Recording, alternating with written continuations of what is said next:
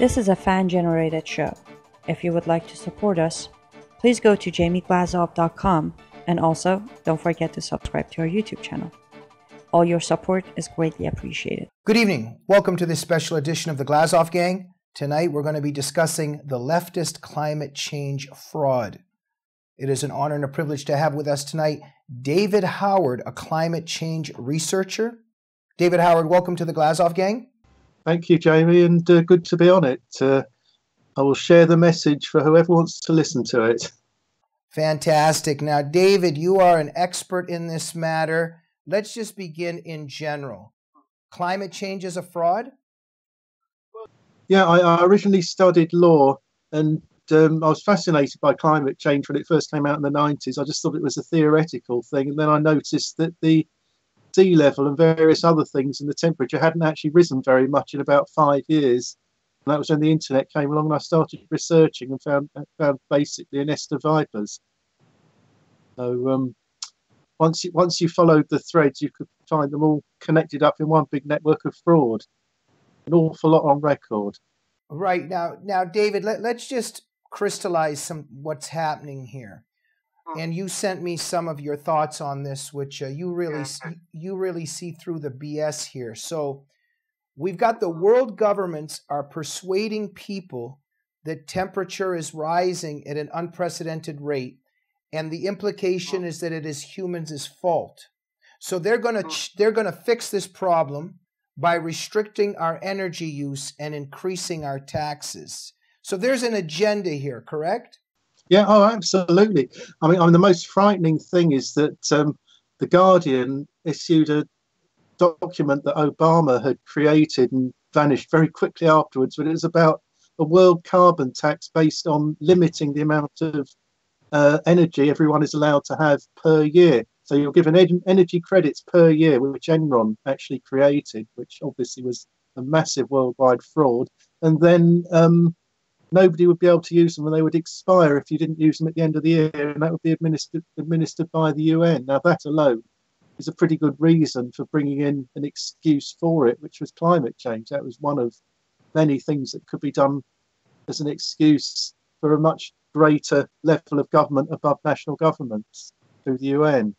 Right, and we're, of course, referring specifically to alleged man-made climate change.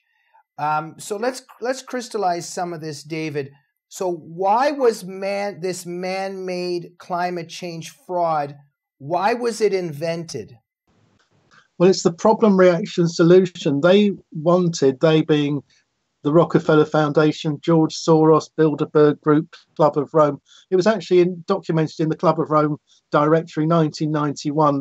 They are a eugenicist type of group who want to reduce the number of people on the planet, which in itself is a perfectly valid argument. But what they said in their 1991 report, not the limits to population, it's the one after that, it's on their website, it's all free to read, that in looking for a problem to unite man against itself, we thought of the climate. Because you see, in Germany, they blamed the Jews for the economy, but now they can blame every human being in the civilized world for the climate, and it sets people divided amongst themselves, because all the people that work it out like me, who say, hang on a minute, it's impossible, I've done the science, to call baby killers and murderers, etc., by the useful idiots who believe it and are working for the leaders who know perfectly well it's rubbish. David, okay, give us an example of how the arithmetic doesn't add up and how it exposes the fraud. Just give us a few brief examples. Right, the arithmetic is very simple. Using the UN's own figures, carbon dioxide alone will add 1 degree centigrade when you double it. So it was 260 parts per million in 1850 when it was fairly stable. Then it's gone up to about 400 now, which is about 50% increase. The temperature has gone up 0.8 centigrade, which is fairly consistent with the increase that you would have expected as we're coming out of a little ice age. So the temperature is never absolutely stable. It's always either going up or going down. So it took me a lot of work. I found that roughly a quarter to a half of the rise is actually natural. So without any positive feedback from water vapor, which is supposed to come out of the oceans when they're heated, you're not going to get a degree, more than a degree per doubling of CO2 plus the natural rise. So it's never going to reach the UN's 2-degree borderline where the benefits outweigh the problem. So it's a non-existent problem. There's no way that the feedback is going to be delayed. So, David, the arithmetic doesn't add up. We see an agenda here. And so these are the globalist forces, definitely leftist forces, and it's an attack on democratic capitalism, on individualism, and on freedom, correct? Oh, totally. I mean, the first thing they do in communism is to restrict your travel. So in China and in Russia, it was very difficult to travel, even within your own country. You had to get permits, you had to do things to get abroad. You couldn't afford a car. Now, what they're doing under the EU now is they are banning petrol cars from all cities by 2050. They're not doing it suddenly because there'd be a revolution. They're doing it gradually. So in half the cities in Europe now, all the cars and vans under a certain age, over a certain age, diesels, that type of thing, are all being banned. People have bought cars worth £5,000 or £10,000, having to throw them away. Of course, they can't afford a new car, so that's another percentage of people without a car, not because there's anything wrong with the car, but the governments have arbitrarily said because of this climate nonsense, they've got to throw them away. Because you can't sell a car in England to another person if you can't drive half of the places because they're banned from driving in those areas. So their cars have suddenly become worthless. So that is theft of people's property overnight with absolutely no compensation for it. So these are the type of things that they're justifying. And the wind turbines are incredible because a wind farm, obviously, I mean, I went past one today. It was a massive thing in the countryside. None of them were moving. There's only certain types of wind that are actually going to get it to work. If it's too high, they have to put the brakes on. If it's too low, they use an electric motor to send them round. So they're not very efficient. So, David, science is being distorted and hijacked for a political leftist cause. And global warming policies are really about economic redistribution. It's not really about the environment. So look, the left is always trying in one way or another to change man, to have control, and to destroy economic prosperity and freedom, competition. I was going to ask this before we left. It's interesting in the beginning how you said that it's really an attack on humans. You know, I remember it was Al Gore's ludicrous documentary and some other documentaries I watched. But when you watch these climate change quote unquote documentaries, there's always this feeling while you're watching it and at the end that you've been bad. You should be ashamed of yourself. Us humans are so bad and so rotten. Am I correct? There's always this shaming and how we have to change as people. Totally. I mean, it goes back to the eugenicists of the 1940s and the 50s. I mean, Margaret Mead said this, that there are too many people on the planet and we've got to find ways to make them argue and fight. This was at the climate conference in the the environment conference in the 1970s. And David Suzuki is in a film in the 80s or 90s saying that humans are maggots on the planet.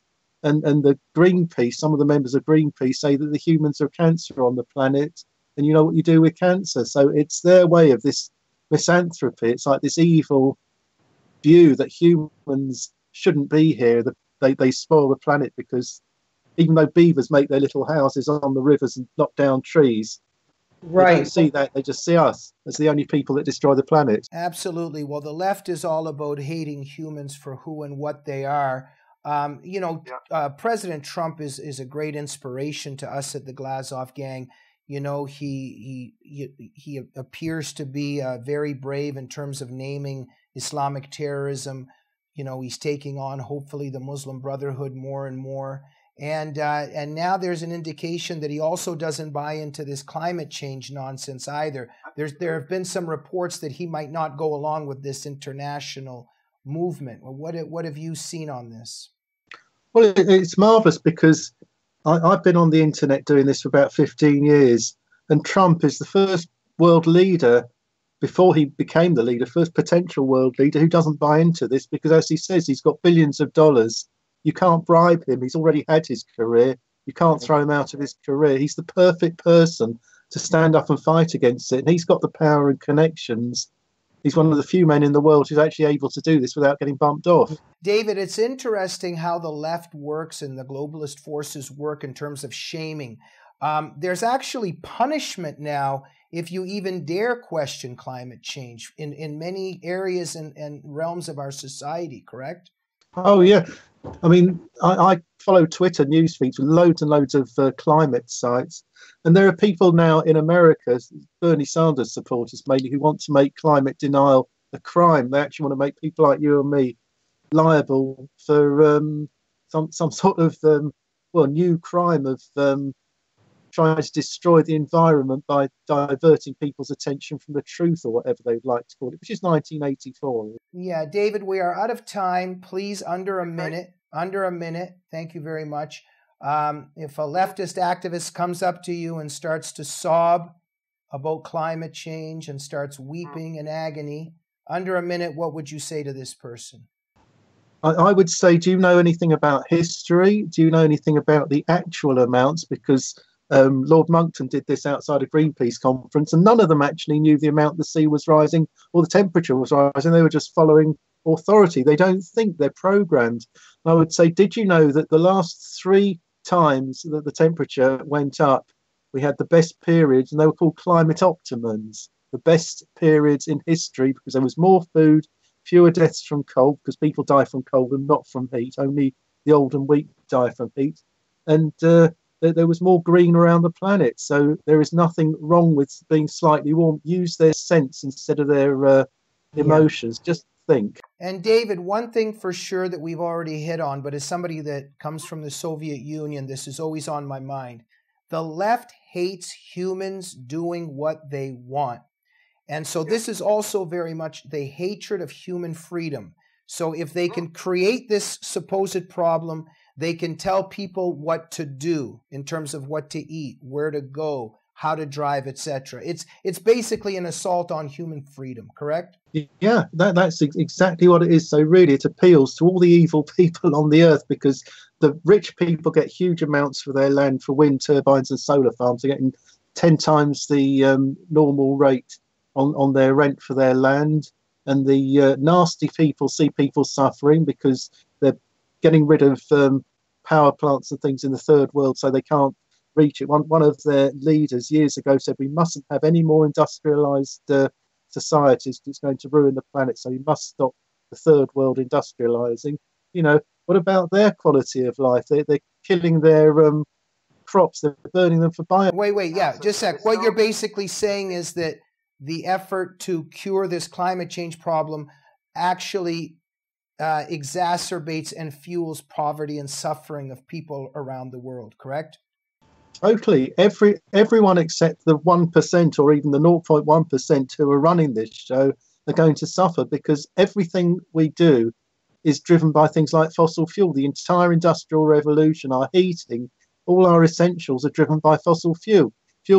And if you take that away and start burning corn for fuel instead of petrol and things like that, people are going to suffer. There's going to be more starvation, and food's going to cost more. So everything is going to be ruined. David, it's interesting also what you refer to, this great myth. The left is always talking about the 1%, the rich, the 1%, the rich. But actually what's very interesting is that it's the left and the oligarchs and the rulers of the left that actually are the multi-billionaires and the 1%, correct? Yeah, I mean, if you look at the Rockefeller Foundation, the Bill Gates, the Clinton Foundation, all of those, they are the richest people on the planet. They are the ones running the show. George Soros is behind half of the Occupy and MoveOn.org and all these other things, all these environmentalists, and he's one of the richest men in the world. So, of course, if you think that those people are the ones that the left hate, why are they taking their orders from them? It makes no sense, does it? David Howard, we are out of time. Okay. Thank you for visiting the Glazov gang, and thank you for exposing the leftist climate change fraud.